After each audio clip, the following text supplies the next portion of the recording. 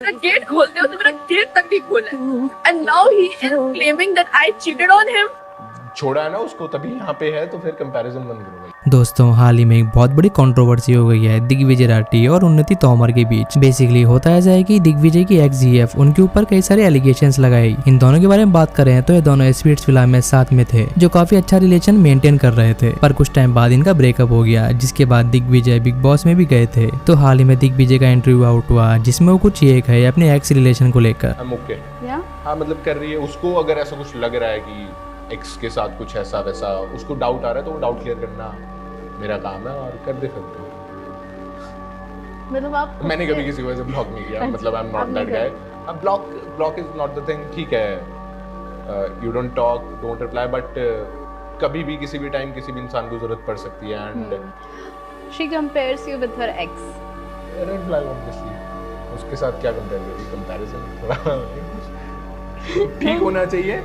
वो ठीक है, तेरा पास था, निकल गई है वो चीजें, अब छोड़ा है ना उसको, तभी यहाँ पे है, तो फिर कंपैरिजन बंद करो। तो अभी इंटरव्यू के बाद उन्नति को दिग्विजय राठी के फैंस की तरफ से अल्टीमेट लेवल की हेट मिलने लगी। तो उन्नति भी इंस्टाग्राम पर लाइव आई और वो काफी ज्यादा रोई और दिग्विजय राठी पर कई सारे एलिगेशंस लगाए कि धोखा दिग्विजय राठी ने उससे किया है, उन्होंने नहीं। आप देखिए। मेरे पास उन्नति let's go on a trip 15 अक्टूबर को and I was thinking about 15 को वो मेरी पिक्चर्स में कमेंट कर रहा है, 28 को वो मेरी स्नैप सेव कर रहा है, I have no one everything and now and then Bigg Boss में जाके उसको एकदम मतलब खुद खत्म हो गया। बिग बॉस के आगे मैंने उसे इतने कॉल करे, इतना तो फोन किया, even I went to his place कि मेरा गेट खोलते हो तो मेरा गेट तक नहीं खोला and now he is claiming that I cheated on him.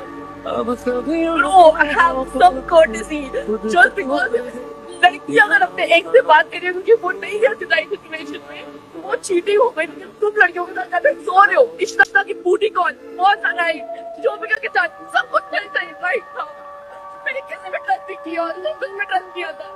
तो अब इसके बाद उन्नति से गलती हो गई, यानी कि उन्होंने अपनी और दिग्विजय की पर्सनल चैट स्टोरी पर लगाई। तो यहाँ से दिग्विजय का नंबर लीक हो गया, पर वो स्टोरी उन्होंने कुछ देर बाद डिलीट भी कर दी थी। तो दिग्विजय ने इस चीज को लेकर ये स्टोरी लगाई और कुछ ये कहा, I we always value everyone's privacy and which is why I choose to stay silent before and after the show. Despite contractual obligations, I decided to step back from interviews to stay far away from controversies, prioritizing peace for my family. Recently, my team encouraged me to do one interview ahead of my first music video release, and I was excited to share it with all. Unfortunately, personal boundaries weren't respected today. Leaking someone's private number is never okay. Let's continue to create space where we support and uplift each other. तो उन्नति भी reply में कुछ ये कही, The number leak was a mistake on my part and I deeply regret it. It was an impulsive decision and the story has since been deleted. It's tough dealing with accusations for something I didn't do. I just wanted to share my side and clarify things. I respect everyone's privacy and it was never my intention to cause harm. तो ये सब के बाद उन्नति को दिग्विजय के fans troll करने लगे और उनकी चैट्स दिखाई जहां उन्नति का ये सब एक प्रीप्लान चीज थी। तो उन्नति की भी इंस्टाग्राम में स्टोरी सामने आई जहां उसमें कहा कि दिग्विजय प्राइवेसी और रेस्पेक्ट की बात करता है और उन्नति के ऊपर ही ऑफिशियल पीआर चला रहा है। इसके साथ ही उन्नति की एआई वीडियोस भी बन रही है, तो उसको लेकर उन्नति पुलिस को भी टैग वगैरह की और उन्नति की तरफ से वीडियो आया है जहां आप देखिए। Happy Mahashivratri. Whatever happened yesterday should have not happened that way, but I can't change it. But somebody posted that we want peace and we want to uplift each other and all of that thing, and I respected that, and I even apologized for that accident what happened, that number got leaked. But now I don't have a PR team, I don't have a team like team जो ये सब करे, तो indirectly whatever is happening, I just want that to be stopped. And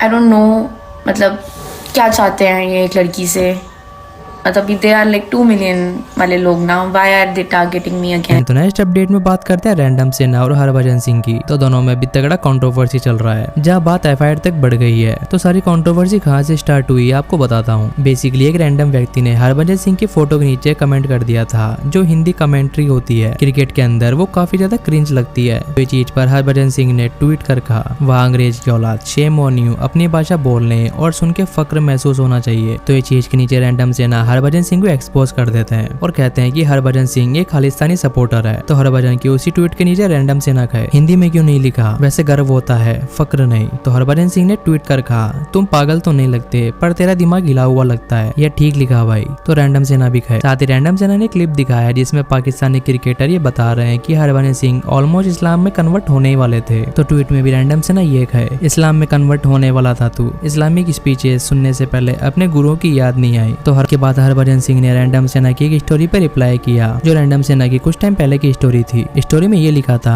Ayodhya के हिंदू तो सच में हिजड़े निकले। तो इस पर हरभजन सिंह ये है, तू किस तरफ का है जो हमारे अयोध्या के हिंदू भाइयों को गलत बोल रहा है, मुझे तेरी दिमागी हालत से ज्यादा तेरे देशद्रोही होने पर शक है। तो ट्वीट के बाद रैंडम सेना ने एक वीडियो शेयर किया जिसमें वो हरभजन सिंह को लेकर ये है, देशद्रोही हरभजन सिंह अपने बाप खालिस्तानी बाप भिंडरावाले का स्टोरी डाल और दूसरे को देशद्रोही बोलता है।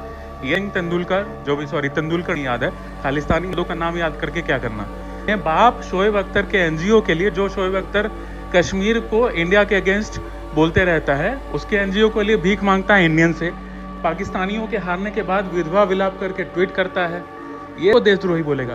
दम खालिस्तान मुर्दाबाद एक ट्वीट करके दिखा, लेकिन मुझे पता है तू देशद्रोही बात को घुमाएगा गोल गोल, लेकिन खालिस्तान मुर्दाबाद नहीं बोलेगा क्योंकि तू ही खालिस्तानी है, तू है देशद्रोही, नहीं है खालिस्तान मुर्दाबाद बोलने का। खालिस्तान मुर्दाबाद बोल, पब्लिकली तुझसे माफी मांगूंगा, लेकिन तू देशद्रोही नहीं बोलेगा खालिस्तान मुर्दाबाद। वो को साइड कर, खालिस्तान मुर्दाबाद बोलेगा। देशद्रोही खालिस्तानी है, रानी प्रेमी नाम में कन्वर्ट होने वाला, हमसे मत भिड़। अब इसको कोट करके देखो ये कैसे गाली दे रहा है, तुम खालिस्तानी है। तो हरभजन सिंह का भी ट्वीट आया जिसमें जो गालियां दी है उसको लेकर उन्होंने ट्वीट कर ये लिखा, तेरी गंदी भाषा से ये बात तो पक्की है, तू कोई घुसपैठिया है क्योंकि हमारे यहाँ ऐसे बात नहीं करते। बाकी जो तूने कूल बनने के लिए गालियां मुझे बकी है उसकी रिकॉर्डिंग कर ली गई थी और FIR करवा दी गई है। तो इसके रिप्लाई देते हुए रैंडम सेना ये है, आप देखिए। ये हरभजन सिंह के लिए ओपन चैलेंज है, अगर हरभजन सिंह ने खालिस्तान मुर्दाबाद ट्वीट कर दिया या बोल दिया, कुछ भी कर दिया, तो माफ़ी मांगना तो बहुत छोटी सी चीज़ है, माफ़ी तो मांगूंगा ही। और हरभजन ने जो FIR करवाई है उसके बेसिस पे मैं खुद जेल चला जाऊंगा भाई, मैं खुद से सरेंडर कर दूंगा जाके। बोलो एक्सेप्ट है चैलेंज? नहीं होगा, क्योंकि तुम हो खालिस्तानी सिंपैथाइजर, इस चीज़ को एक्सेप्ट करो। तू है खालिस्तानी सिंपैथाइजर, इस चीज़ को तू एक्सेप्ट कर हरभजन, ठीक है। मैं आग लग गई है सच्चाई सुन के, तो इसमें मैं कुछ नहीं कर सकता हूँ। तू खालिस्तान मुर्दाबाद बोल दे, मैं माफ़ी भी मांगूंगा और मैं जेल में खुद से जाके सरेंडर भी कर दूंगा कि तुझे खालिस्तानी सिंपैथाइजर बोलने के लिए मुझे फांसी की सजा दे दे। कर ले भाई, बोल के दिखा दे, एक ट्वीट कर दे। दोस्तों वीडियो अच्छा लगा हो तो वीडियो को लाइक कीजिएगा और चैनल पर नए हो तो चैनल को सब्सक्राइब कीजिएगा, मैं ऐसे ही वीडियोस लेकर आता रहता हूँ।